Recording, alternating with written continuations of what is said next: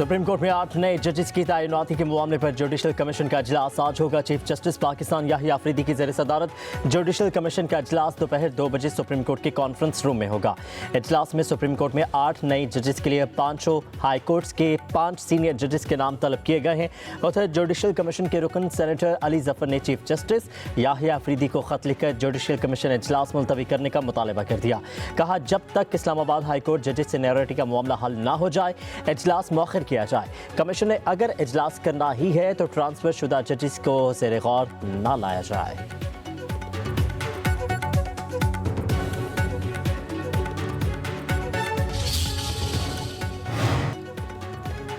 Supreme court bar association, Pakistan bar council समेत चारों सूबों की हाई कोर्ट बार एसोसिएशंस ने वकला हड़ताल को मुस्तरद कर दिया।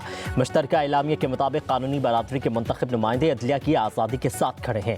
नाम नहाद शरपसंद अपने मज़मूम मकासद के लिए इंतशार पैदा करना चाहते हैं। मुंतखब नुमाइंदे जुडिशल कमीशन की कार्रवाई की मुकम्मल हिमायत करेंगे। कहा गया कि 26वीं आईनी तरमीम को कानून के मुताबिक मंजूर किया गया। ये हड़ताल माजी की तरह एक बार फिर नाकाम होगी।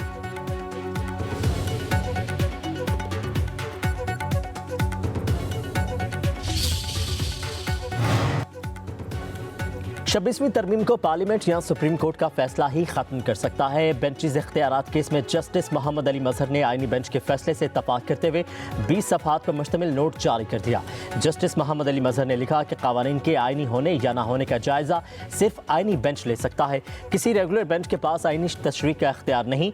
आईनी बेंच ने दुरुस्त तौर पर 2 रुकनी बेंच के हुक्मनामे वापस लिए। जस्टिस मोहम्मद अली मजहर ने लिखा, 26वीं तरमीम इस वक्त आइन का हिस्सा है। तरमीम में सब कुछ खुली किताब की तरह वाज़ेह है। हम इस तरमीम पर आंखें और कान बंद नहीं कर सकते।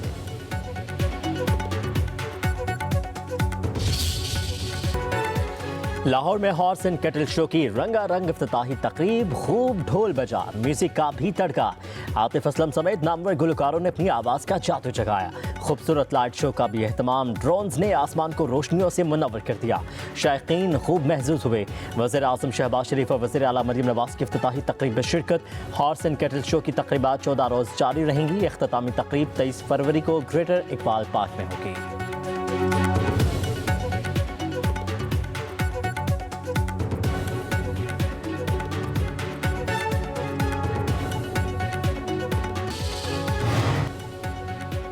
वज़ीर आज़म शहबाज शरीफ आज 2 रोज़ा दौरे पर मुत्तहिदा अरब अमारात जाएंगे। वज़ीर आज़म आलमी हुकूमतों के सरबराही इजलास में शिरकत करेंगे।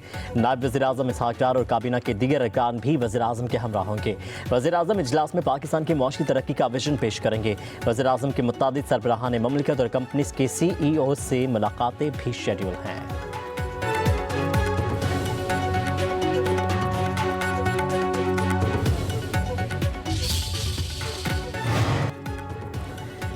MQM पाकिस्तान में तंजीमी ओहदों की तकसीम पर इख्तलाफात, क़यादत मैदान में आ गई। सीनियर क़यादत की गवर्नर हाउस में हम बैठक। खालिद मकबूल सदीकी, फारूक सत्तार, मुस्तफ़ा कमाल, अनीस कायम खानी और गवर्नर कामरान टसोरी की शिरकत। खालिद मकबूल सदीकी का नज़्म ज़ब्त की खिलाफ वर्जी पर कार्रवाई का ऐलान। गुज़श्ता रोज़ के वाक़े को अफसोसनाक करार दे दिया। कहते हैं पार्टी में ऐसे अनासर की कोई गुंजाइश नहीं। कामरान टसोरी गवर्नर रहेंगे, कहीं नहीं जा रहे। पूरी जमात को उन पर एतमाद है। तर्जुमान MQM के मुताबिक सोशल मीडिया पर मामले को बढ़ा चढ़ा कर पेश किया जा रहा है। शरपसंद अनासिर कारकुनों को आपस में लड़वा कर मज़मूम मकासद हासिल करना चाहते हैं।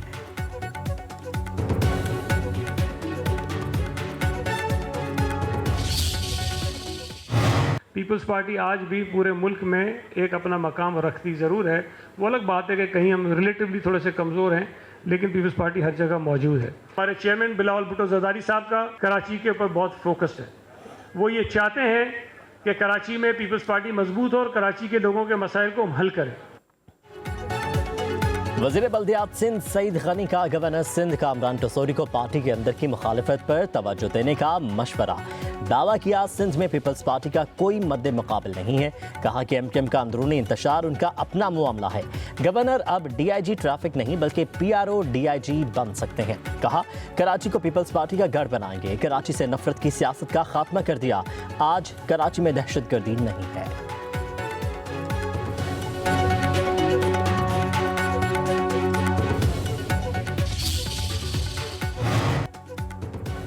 सिंध हुकूमत के वज़रा लाचार और मजबूर हैं। महकमा बल्दियात ठेकों पर चल रहा है। सिंध असम्बली में कायदे हिज़्ब इख्तलाफ। अली खुर्शीदी का सईद गनी के बयान पर रद्द-ए-अमल। कहा कि सिंध के वज़रा अपने महकमे में एक नायब कासिद नहीं लगा सकते। सूबाई हुकूमत में चलने वाला सिस्टम बर्बादी और तबाही की दरख्शां मिसाल है। सईद गनी के मातहत बल्दियाती महकमे नाअहली और बद इंतज़ामी के रिकॉर्ड बनाने में मसरूफ़ हैं।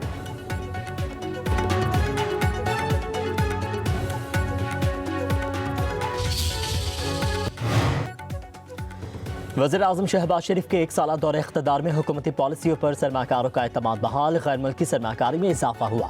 गैर सरकारी तंजीम ने पाकिस्तान में इस्लाहात से मुतालिक रिपोर्ट जारी कर दी। रिपोर्ट के मुताबिक पाकिस्तान में गवर्नेंस, मईशत, सरमाकारी और माहौलियाती शोबे में इस्लाहात की गई। शहबाज दौर में विफाकी मुलाजमतों में 1,50,000 मुलाजमीन की कमी हुई। हुकूमती बोर्ड्स में 33% ख्वातीन की शमूलियत को लाजमी करार दिया गया। अफरात ज़र जो मई 2023 में 38% था, दिसंबर 24 में कम होकर 4.1% पर आ गया। ज़र मुबादला के ज़खायर 4.4 अरब डॉलर से बढ़कर 11.37 बिलियन डॉलर हो गए। तजारती खसारा 27.4 अरब डॉलर से कम होकर 17.5 अरब डॉलर पर आ गया।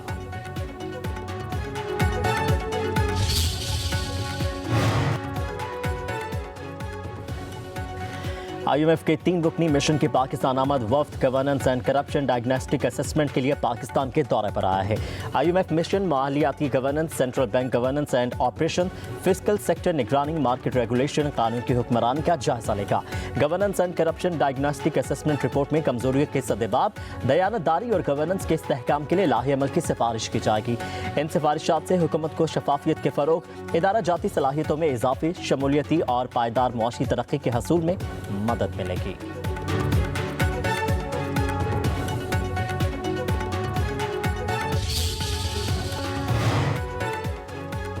पीका एक्ट बानी PTI का कानून है, मंजूरी हमारे दौर में हुई। वफाकी वजीर राना तनवीर हुसैन कहते हैं, वज़ीर आज़म शहबाज शरीफ की वजह से तमाम वज़रा को भी दिन रात मेहनत करना पड़ती है। नून लीग ने 1 साल में मुल्क को मुआशी तौर पर मजबूत किया। हमारी कारकर्दगी सबके सामने है। वज़ीर आला मरीम नवाज ने पंजाब में हर तबके को रिलीफ फराहम किया।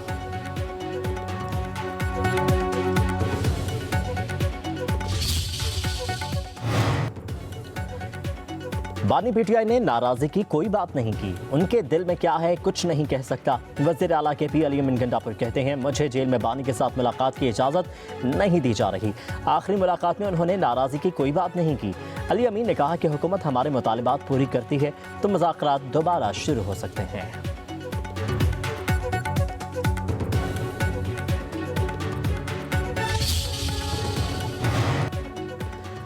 खैबर पख्तूनख्वा ने भी बानी PTI के इंतशार और जलाओ घिराव की सियासत को मुस्तरद कर दिया। वज़ीर इत्तलात पंजाब अज़मा बुखारी कहती हैं, PTI हुकूमती वसाइल के इस्तेमाल और सरकारी मुलाजमीन की जलसेगाह में हाज़िरियाँ लगाकर भी 5,000 बंदे इकट्ठे नहीं कर सकी। जुनैद अकबर अपने पहले इम्तिहान में ही बुरी तरह फेल हो गए। कहा कि पंजाब के किसी ज़िले से इनके लोग नहीं निकले, जो निकले उन्होंने फरमाइशी गिरफ्तारियाँ दी ताकि बानी के सामने नंबर टांग सकें।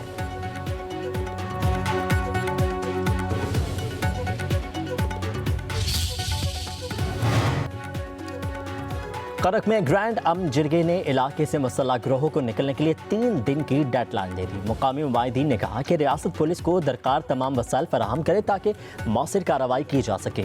दहशतगर्दों के खिलाफ लड़ने के लिए CTD को मुकम्मल इख्तियारात दिए जाए। दहशतगर्दों की सहूलतकारों की निशानदही के बाद उनका सोशल बॉयकॉट करें। अमन जिरगा का मुश्तरका एलामिया जारी।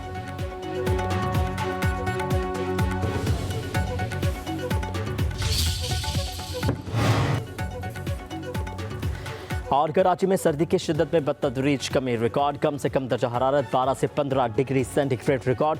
महकमा मौसमियात के मुताबिक हवा में नमी का तनासुब 20 से 30% है। शुमाल मशरिक से चलने वाली हवा की रफ्तार 10 से 12 किलोमीटर फी घंटा है। शहर कायद में ज़्यादा से ज़्यादा दर्जा हरारत 28 से 30 डिग्री रहने का इम्कान।